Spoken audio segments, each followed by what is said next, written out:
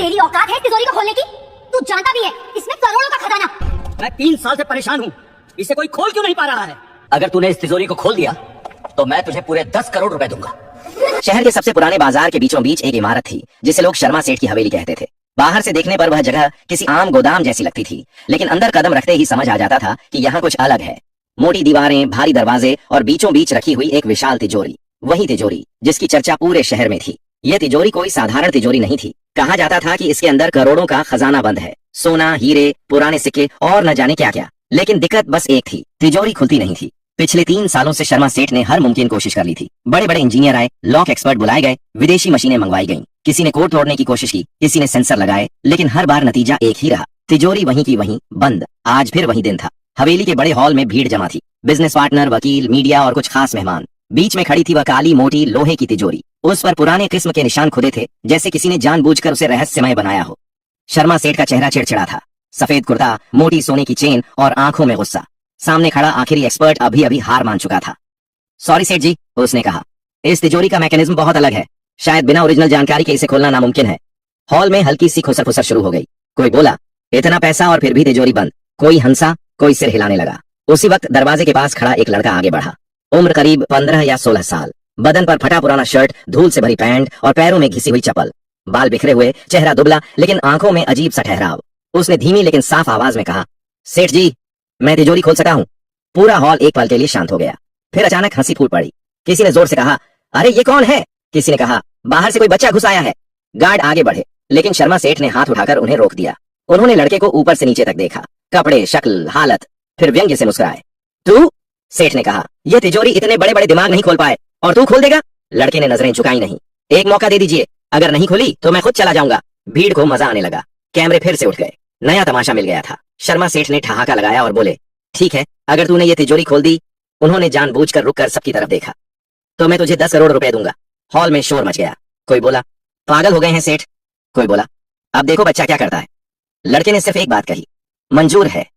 उसी पल बिना किसी शोर के वह लड़का तिजोरी की तरफ बढ़ा और यहीं से शुरू होने वाला था वो खेल, जो सिर्फ ताले का नहीं, किस्मत का भी था। लड़का तिजोरी के सामने आकर खड़ा हो गया। इतनी बड़ी, भारी और ठंडी तिजोरी उसने पहले कभी इतनी नजदीक से नहीं देखी थी, लेकिन उसके चेहरे पर न डर था न घबराहट, बस एक गहरी सांस और पूरी तसल्ली।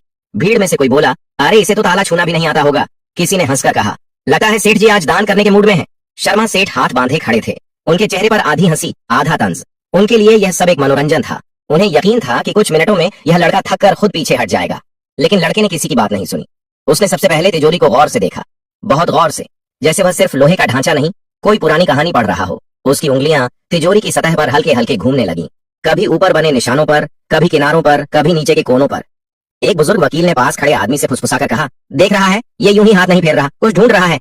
लड़के ने कान से तिजोरी को छूकर हल्की सी थपकी दी, फिर दूसरी तरफ से भी धक धक। अंदर से आवाज थोड़ी अलग लग रही थी। उसने आंखें बंद की। भीड़ को लगा अब कोई नाटक शुरू होगा, कोई जादू, कोई मंत्र, लेकिन कुछ नहीं हुआ।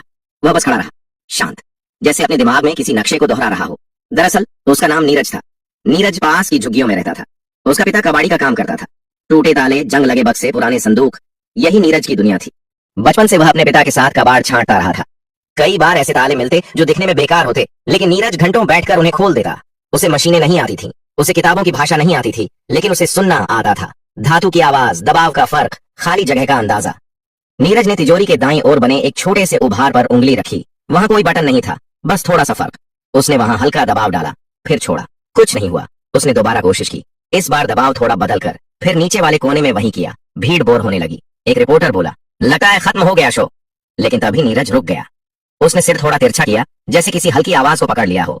फिर उसने दोनों हाथ तिजोरी पर रखे, एक ऊपर एक नीचे। धीरे धीरे दबाव बढ़ाया, क्लिक। बहुत हल्की आवाज, इतनी हल्की कि आधे लोग सुन ही नहीं पाए, लेकिन नीरज के चेहरे पर हल्की सी मुस्कान आ गई। शर्मा सेठ सीधा हो गए। ये आवाज, उन्होंने खुद से कहा। नीरज ने आंखें खोल दी। अभी तिजोरी नहीं खुली थी, लेकिन कुछ जाग चुका था, और यह तो बस शुरुआत थी। क्लिक की वह आवाज छोटी थी, लेकिन असर बड़ा। शर्मा सेठ की आंखें अब तिजोरी से हट नहीं रही थीं। जो लोग अभी तक हंस रहे थे, वे भी चुप हो गए। हॉल में अजीब सा सन्नाटा फैल गया, जैसे किसी ने हवा रोक दी हो। नीरज ने हाथ पीछे नहीं खींचे। उसे पता था कि यह ताला एक झटके में नहीं खुलने वाला। यह उन तालों में से था जो ताकत नहीं, धैर्य पहचानते हैं। उसने फिर से तिजोरी को थपथपाया, इस बार अलग जगह। धक धक।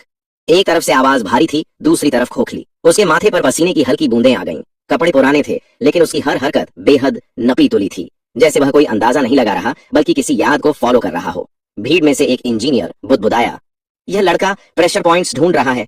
नीरज ने तिजोरी के नीचे झुककर देखा। वहां कोई ताला नहीं था, कोई लीवर नहीं, लेकिन धातु की बनावट थोड़ी अलग थी। उसने उंगलियों से वहां हल्का घुमावदार दबाव दिया। कुछ नहीं हुआ।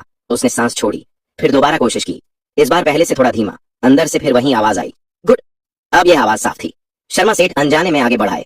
रुको, उन्होंने कहा, कोई मशीन तो चाहिए हो, बता दें।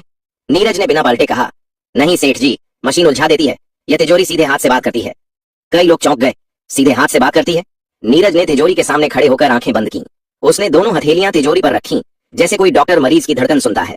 कुछ सेकंड तक वह बिल्कुल स्थिर रहा, फिर उसने बाएं हाथ से ऊपर के हिस्से पर दबाव दिया और दाएं हाथ से नीचे की ओर हल्का सा स्लाइड किया।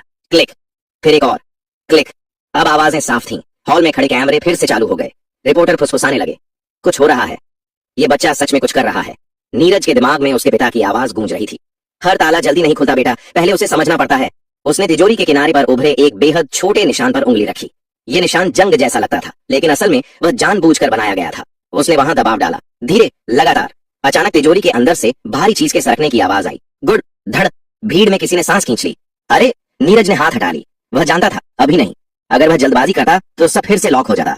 उसने एक कदम पीछे लिया, गहरी सांस ली, फिर आगे बढ़ा।